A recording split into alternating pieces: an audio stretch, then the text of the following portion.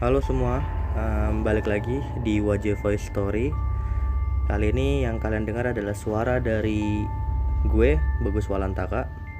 Kali ini gue akan membacakan cerita dari orang. Ini juga cerita udah legendaris banget dan ada di beberapa website di Google ya. Nanti akan gue taruh cerita aslinya di deskripsi.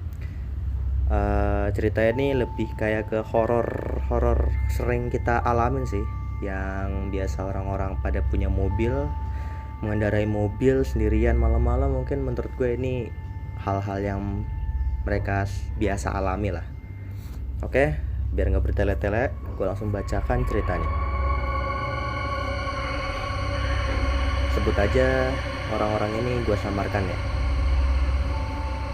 Kejadian bermula ketika seorang pria bernama Krishna yang bekerja sebagai sales di sebuah perusahaan rokok terbesar di Indonesia baru saja mendapatkan bonus dari kantornya.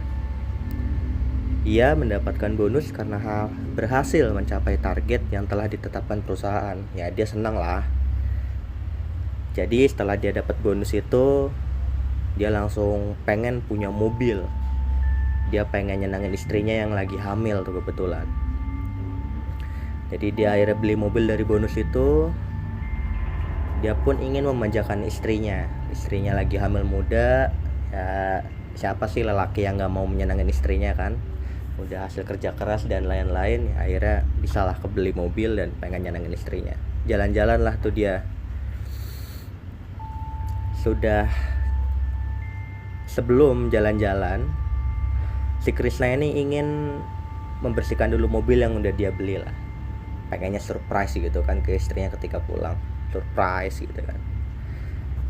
Tapi setelah dicuci mobilnya, di perjalanan arah pulang, Krishna ngecium ada hal aneh di dalam mobilnya.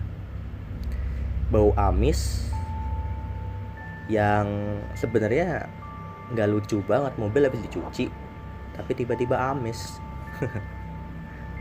Gue jadi dia sih merinding gitu. Itu kejadian masih siang. Tapi Krishna berpikiran mungkin itu bawa sampah di daerah sekitar atau lain-lain kan. Jadi Krishna tetap lanjutin perjalanannya pulang. Ya dia terjebak macet di jalan kan tuh sampai malam, dan akhirnya dia masuk deh ke daerah-daerah perumahannya. Di mau udah waktunya gelap, sepi kanan kiri. Ya udah, seperti biasa Krishna masih ngecium tuh yang namanya bau amis. Di situ Krishna mulai agak sadar bahwa di daerahnya situ tuh terkenal banget daerah komplek elit yang gak mungkin ada bau sampah seamis itu kan. Tapi dia Krishna masih kayak orang yang positive thinking lah. Ini orang, gue akuin orang-orang yang jiwanya jiwa kagak pikiran aneh-aneh lah. Ya udah, setelah dia terus akhirnya tiba di satu titik di mana itu kanan kiri udah hutan. Ibarat kata kalau di komplek itu kan ada beberapa komplek yang masuk ke kaflingnya itu kanan kiri masih kebun kan, walaupun di beberapa perkotaan besar masih ada lah kafling begitu. Di situlah Krishna mulai mendengar suaranya itu suara bayi yang terdengar dari arah belakang mobilnya. Nah di Krishna ini bingung, itu jalan dia sendiri, dan andai kan ada orang nangis pun masa sekencang itu gitu kan. Setelah Krishna masih berpikiran positif, akhirnya Krishna tuh kayak apa ya Krishna tuh kayak mulai negatif thinking yang muncul. Langsung kayak mikir, waduh apa nih gitu. Akhirnya dia berhenti, terus dia memastikan keluar dari mobilnya, dia memastikan ada sesuatu nggak di luar atau di dalam mobilnya. Dia buka semua. Setelah dia cek nggak ada tuh. Tiba-tiba ketika dia mau masuk lagi ke mobil, tiba-tiba dia terkaget-kagetnya karena dia ngeliat ada anak kecil di jok tengah mobilnya. Tapi begitu dia mau buka dari pintu tengahnya itu, anak itu hilang lagi. Di situ Krishna udah mulai berpikiran yang udah mulai overthinking lah, udah mikir yang aneh-aneh. Akhirnya Krishna buru-buru cabut dari situ, dan dia juga membacakan ayat-ayat suci yang dia bisa lah dia baca semua agar dia tenang sepanjang jalan, dan akhirnya dia tetap ngebut pulang. Setelah dia masuk mobil dan ngebut, dia mendengar suara wanita yang kayak lagi ngemong anak gitu, kayak nyanyi ya gitu-gitulah. Lu bayangin di posisi Krishna begitu. Gue sih kalau gitu gue langsung tinggalin tuh mobil, gue lari. Gue nggak tahu ya gimana, di mobil gelap, terus kanan kiri lagi hutan, lagi jauh dari komplek. Ya gue jadi Krishna sih akan nangis kedodoran, langsung lari-larian aja. Setelah Krishna mendengar suara momen itu, dia langsung melihat ke kaca depannya itu yang mengarah ke belakang, dan lihat ada sosok perempuan yang gendong bayi yang tadi dia lihat di dalam depan. Boom! Di situ Krishna langsung kaget. Dia langsung nengok ke belakang mastiin, tapi orangnya itu nggak ada. Ya di situ Krishna langsung ngebaca yang semua ayat kursi yang dia bisa.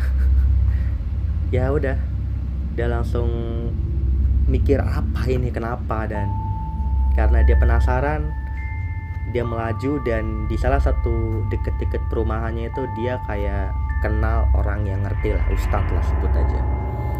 Dia datang ke ustadz, dan ustadznya itu kayak ngecek mobilnya, dan kata ya, ustadz itu bilang bahwa ini mobil bekas kecelakaan yang direparasi ulang baru, dan dulu mobil ini kemungkinan memakan korban, yaitu anak dan bayinya, dan supirnya selamat atau apa, intinya mereka yang jadi korban berdua. Di situ langsung shock, kaget, percaya nggak percaya, itulah yang terjadi karena dia juga udah ngelihat bukti nyatanya. Akhirnya ya Krishna menelpon kembali orang yang dealer yang dia beli mobilnya. Dia ingin membalikan refund dengan dana setengahnya pun dia terima, asalkan itu mobil balik lagi. Oke, ya.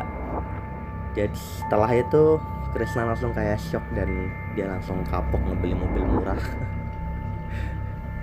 Dan dia juga jadi orang yang setelah kejadian itu dia lebih kayak memikirkan juga nasib keluarganya dan lain-lain. Dan ya udah, dia juga sudah tenang, dan udah dia langsung pulang terus kejadian itu.